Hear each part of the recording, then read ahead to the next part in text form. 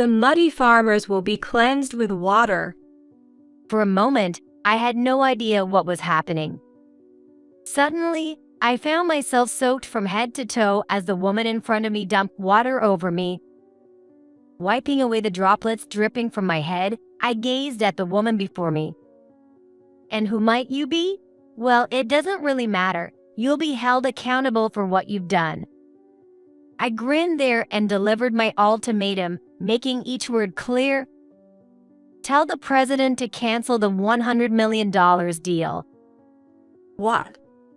Not knowing that I was the CEO of the business partner, she threw water on my head. A deal? No way. My name is Cheryl Burt.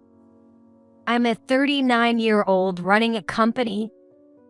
Being called the CEO at this age usually surprises people at first, then they assume I inherited my parents' company. But I don't know if it's appropriate to say this, but I'm a self-made CEO. It all goes back to my days as a student.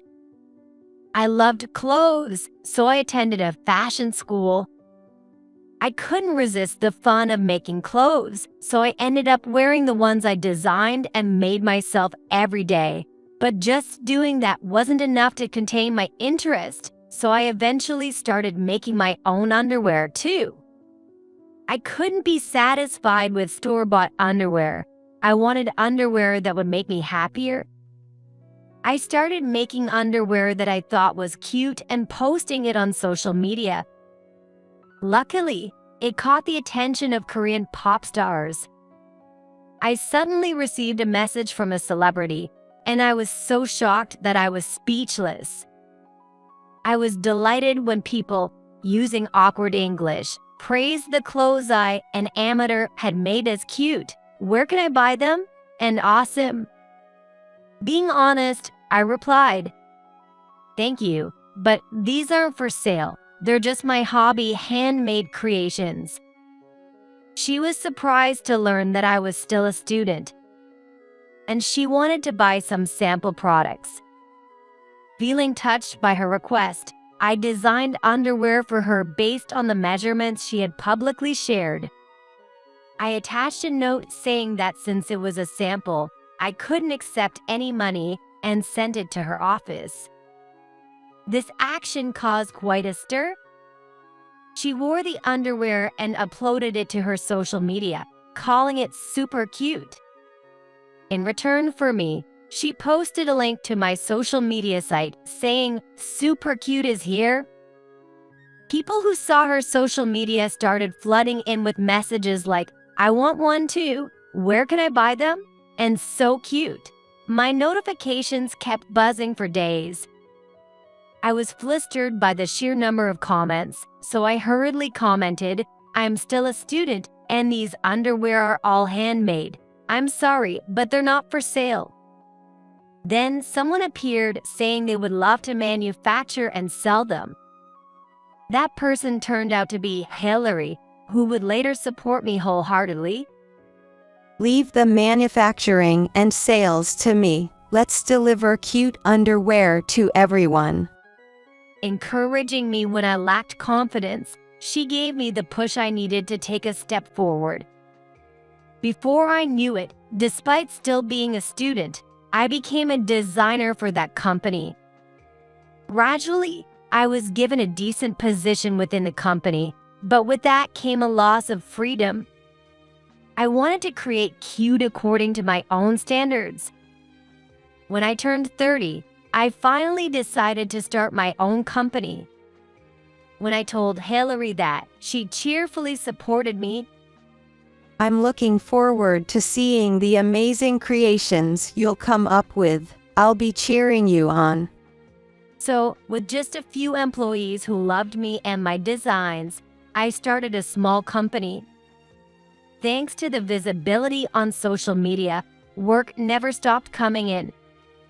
Now, that company has grown into a decent-sized enterprise, and I've become the CEO of an apparel company with many designers and employees. And this year, to commemorate the 10th anniversary of the company's founding, I decided to launch a new brand that designs not only underwear but also cute clothes for the entire body. However, it seems difficult for the company that usually manufactures underwear to handle additional production, so I had to outsource the sewing of clothes to a new external company. Considering the global expansion, it's a large-scale project, totaling $100 million. I can't leave it to just anyone. There's also the matter of assessing the prospective company. That's why I decided to visit them in person.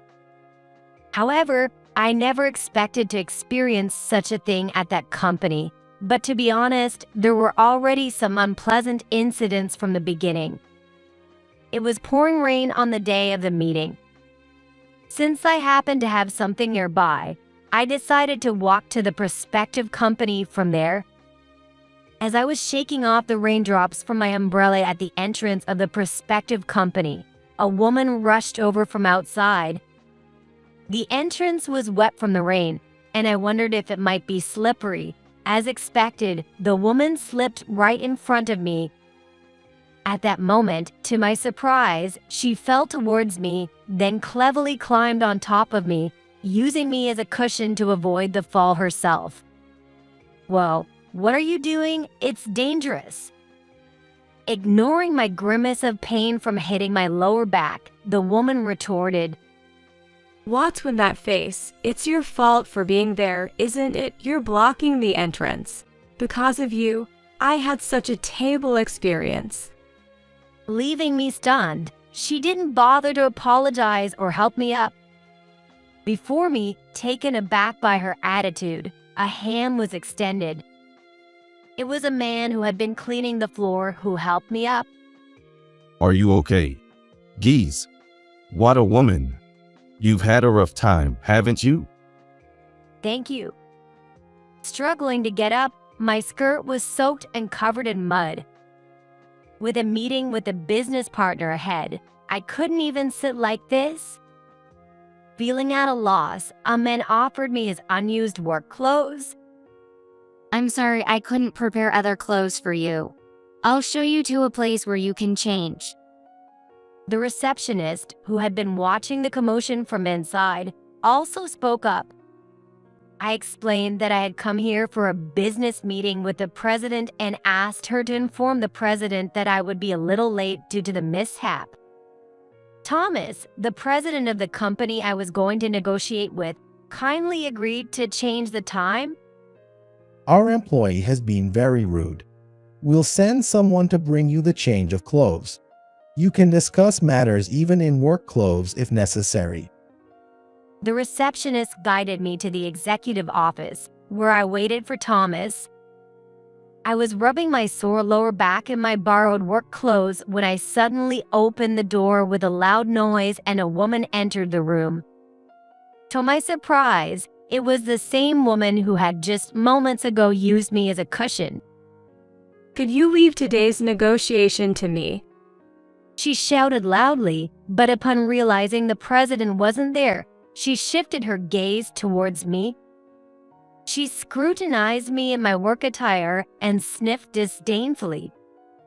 "Who are you? This is the executive office. It's not a place for a dirty-looking person like you. You're sneaking into here and skipping work." Unbelievably, she seemed to not remember that she had just pushed me down and used me as a cushion. Infuriated by her incredibly rude attitude, I was about to retort. But she didn't give me a chance and continued to berate me. "How old are you? You're supposed to be above me, right? Working in those work clothes, you're pathetic. I'm Tara, the department head here. I'm not supposed to even talk to losers like you. I'm a winner, so naturally we shouldn't even be having a conversation." Just as I was saying, just as I tried to explain, Tara, the department head, screamed. "Hey, your hands are covered in mud like a farmer's. You're making this room smell like dirt." With those words, Tara swiftly reached for the pitcher placed in front of me. "The muddy farmers will be cleansed with water." With a splash, cold water came pouring down from above. For a moment, I didn't understand what was happening. Suddenly, the woman in front of me poured water over my head. I was left standing there dumbfounded by the unexpected turn of events. However, Tara, instead of apologizing to me, flashed a mocking smile and made a shooing motion as if to drive away a dog. What are you doing? Get out of here. This isn't a place for someone like you. Actually, it was Hillary, the president, who introduced me to this company. I had consulted her about wanting to learn about a company with excellent sewing techniques, and she had introduced me to this company. If it's sewing, this place is the best. But there are also some bad rumors. I don't know if they are true, but there's apparently a woman named Tara there who's really something. The president of this company, Thomas, is a close confidant of Hillary and a truly wonderful person who loves clothes. However, it seems that the problem lies with his younger brother, the vice president. He let his doted-upon daughter join the company on nepotism grounds, and despite having no achievements for several years, she was suddenly promoted to an executive position. When the president expressed his concern, the retired chairman intervened, saying, "Well, she's your dear niece, isn't she?" As a result, Tara, a 33-year-old department head with nothing but pride and incompetence, took the position. Since Hillary assured me that aside from the vice president and Tara, there were no issues and that the sewing was outstanding, I decided to visit the company myself to assess the situation, and I'm glad I did. As a result, I experienced firsthand that this company is run by some truly outrageous individuals in executive positions. No matter how good the sewing may be, this company's promotional project is like my own child. I can't entrust it to an untrustworthy party. Wiping away the droplets dripping from my head, I gazed at the woman in front of me. I had already made up my mind. And who might you be?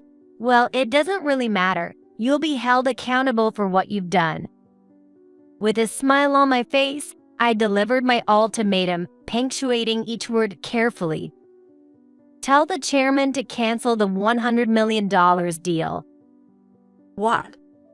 The woman widened her eyes, her mouth gaping in astonishment. She seemed to not fully comprehend what was being said. But she had just poured water over my head, not realizing that I was the CEO of the client company who had come for a major business deal. Does she really think she can proceed with the deal as if nothing happened? This is no joke. Just as she had done to me earlier, I firmly pushed her away with one hand as I spoke. Come on, just go away. I don't want to waste my time on you. Slowly but surely, it seemed that even this dense department head, Tara, was starting to grasp the situation. From her arrogant attitude just moments ago, it was evident that she was now showing signs of panic. Wait, what are you talking about? Wait a minute, a $100 million deal? Could it be you? You're from the company celebrating its 10th anniversary, aren't you? Well, apart from us, are there any other $100 million deals out there? I spoke to Tara, who was hastily blocking the exit upon realizing I was the business partner, in a cold tone. Could you move aside? You're blocking the exit. I had a terrible time today because of some ignorant woman. Thanks to her, my suit is ruined. Tara seemed to realize that my words were directed towards the woman who had been pinned down outside, echoing what she had said earlier. Her eyes widened in realization. No way, you're that person from earlier. You must be kidding. Remember now, earlier you pinned me down. Thanks for that. These work clothes were lent to me by a kind employee after I got soaked and covered in mud. You left without even apologizing and insulted me, I added in a low voice. So, it's your fault I'm in this work clothes. After contacting President Thomas and explaining the situation, he said it was okay to discuss matters even in this attire. That's why I was guided here. After finishing my explanation, I took out my business card, placed it on the table slowly, and showed it to her. Well, we probably won't meet again. I'm Cheryl Burt, the CEO. I don't intend to collaborate with you, so I don't need your business card. With that said, I pointed to the door and shouted at her. Come on, take that and report to the president. Let him know the $100 million deal is off because of me. Tara, trembling hands, turned pale, her face going beyond pale to ashen. Her gaze shifted back and forth between the business card and me, as if she were a broken doll. It's too late to cry over spilled milk. It's because of looking down on people just because they're wearing work clothes that this happened in the first place. No, there's no distinction of honor or disgrace in occupation. This is a result of her ridiculous pretense and prejudice. I snored in contempt. It wasn't a lie, was it? Well then, I'll excuse myself from the pitiful loser. Saying that, as I try to walk past Tara, she desperately clings to me. Wait, please, that wasn't my intention. It wasn't. I was in a hurry to wrap up the negotiations with you, but then you got in the way. Me? She retorted impatiently when I glared at her. No, it was me. I accidentally bumped into you. It wasn't intentional. If I had known it was you, I wouldn't have done that. I'm sorry, please forgive me. What is she saying? Even if the other person is in a different position, it's not excusable. First of all, my negotiation partner is President Thomas. You had nothing to do with it in the first place. Do you really think someone like you can replace the president? Don't underestimate our deal, okay? Let go. I'll call security. In response to my brusque attitude, Tara finally clings to my legs. Disheveled hair, she doesn't even seem to have the composure to care about her own face anymore. Don't go, please. It's just that I didn't know it was you. I'll apologize, so please just stay quiet. Perhaps thinking that apologizing to me won't change the situation, she even goes so far as to say such things. You'd be in trouble too if the deal fell through, right? You won't find anyone willing to take on such a big deal at this point. If you stay quiet about this, I'll thank you personally later. How much do you want? I can make it all pocket change. I was infuriated by her audacity. What a despicable person. I've had enough. Are you trying to bribe me? Cut it out. I couldn't help but raise my voice. What's going on here? Did my angry voice echo through the hallway? With a voice tinged with panic, a man hurriedly entered the room. He looked momentarily shocked as he saw me, with my fierce expression and Tara desperately clinging to my legs. However, he quickly realized that Tara must have done something wrong. He scolded her sternly. Anyway, Tara, get up from there. He urged the man who seemed to be his secretary from behind to take Tara out of the room. Tara was lifted up by the arms and forcibly taken out. Wait, hey, please listen to me. It's not my fault. I didn't know. Please listen. Shouts like a mad person echoed from the hallway. The man frowned at this, shook his head slightly, and sighed. I apologize for the disturbance. I could only manage a wry smile. There are no words to describe such disgrace. He deeply apologized to me. I apologize for causing you so much trouble. That person is a relative of mine. I am embarrassed to have shown you such a shameful sight. I am Thomas, the president with whom you made the appointment today. May I ask what happened? I told President Thomas everything that had happened exactly as it occurred, and I conveyed to him the decision to terminate the deal. In light of these events, we will terminate the deal. I have heard from Hillary that your company's sewing technology is excellent, but I'm sorry, I don't want to do business with a company that would appoint someone like that to the executive position. Thomas sighed and smiled bitterly as he told me, I understand what you're saying. From here on, then, let's talk in private. and he relaxed his shoulders. And I wonder if he meant it as an apology to me. He told me the inside story. I've had my own troubles with my niece. She's the chairman's only granddaughter, so he spoils her rotten. Thomas apparently has trouble with her, too. After taking a deep breath as if to change his mindset, he made a clear statement with a somewhat relieved expression. I've made up my mind about this. I'll hold the vice president and Tara accountable. I won't involve the chairman. It's unfortunate that this has involved family matters. I'm sorry to hear that things turned out this way. And so, the major deal fell through. Since then, I've heard from Thomas about what happened to Tara, the vice president who is her father, and the chairman who had encouraged her arrogance. As a result of this incident, the president conducted a thorough internal investigation without listening to any rebuttals from the chairman or vice president. It was confirmed that both the vice president and Tara had been displaying outrageous behavior towards employees. Not only were they regularly using abusive language, but the vice president and Tara demoted employees they didn't like.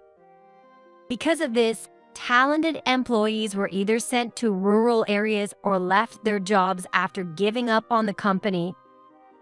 I demoted them to a local subsidiary as contract employees. That subsidiary was where they sent employees they didn't like. From now on, the demoted employees will train Tara and the former vice president as their bosses. Ironically, from now on, they will be used and manipulated by those they have belittled and scorned, who will resent and despise them. It's not hard to imagine what their daily lives will be like. I couldn't help but laugh. It's about time they took responsibility for what they've done. With a smirk in his voice, Thomas continued. Well, in their case, that alone isn't nearly enough as an act of atonement. It's widely known among the employees. After they return home, their lives won't have a moment's peace. It's what they deserve. It seems they're reaching out to the employees who were treated unfairly, ensuring their return to work, among other things. Despite the ordeal, I'm glad justice was served thanks to me. And the chairperson, who was spoiling his granddaughter Tara, was also punished in his own way. Thomas chuckled as he continued. With Tara and the vice president's misdeeds exposed, the chairman, who had favored them, was also held accountable. It's only natural. Despite having retired, he kept meddling in things at his granddaughter's behest. Losing his power within the company, he chose to retreat to the countryside as if running away. Thomas's laughter was bright. I'll have a chance to work with him when the problems go away and the company atmosphere improves. Later, I reported the whole incident to Hillary, who had introduced me to Thomas's company, and apologized for wasting his introduction. I didn't think it was that bad. I'm sorry for causing you trouble, and I feel bad for you. Hillary apologized to me as well, so I felt a weight lift off my shoulders. A few days later, Well, this won't make up for it, but Thomas said, and then he introduced me to a rival company that was confident in sewing. The atmosphere there was friendly and the negotiations went smoothly. I was able to make a satisfactory deal. Despite everything that happened, thanks to Thomas, I was able to establish a new and wonderful connection, so I'm grateful to him. And there was another incredibly happy event that I couldn't handle alone. Actually, with the connection Thomas introduced me to, there was an unexpected twist. The person in charge of the business was a man of the same age as me. He originally worked as a fashion designer but became interested in materials and ended up working for a sewing and manufacturing company. His knowledge extended to using new materials and unconventional weaving techniques. We hit it off immediately and he proposed, let's develop a fabric that's fitting for the 10th anniversary commemoration. I readily agreed. We exchanged ideas, brainstormed together, and created a glossy fabric with colors exactly as we envisioned. This material will become the face of my brand. And through our many discussions, a new bond was formed between us. He and I got married. After the 10th anniversary celebration, we immediately moved to the adjacent venue and held our wedding ceremony. The wedding dress, made from the new material developed by him and me, was handmade by him. It's the best. Of course, Hillary, who introduced us, and even Thomas, who had brought such misery on that worst day, were invited to the ceremony. Who would have imagined that such happiness would come from that terrible day?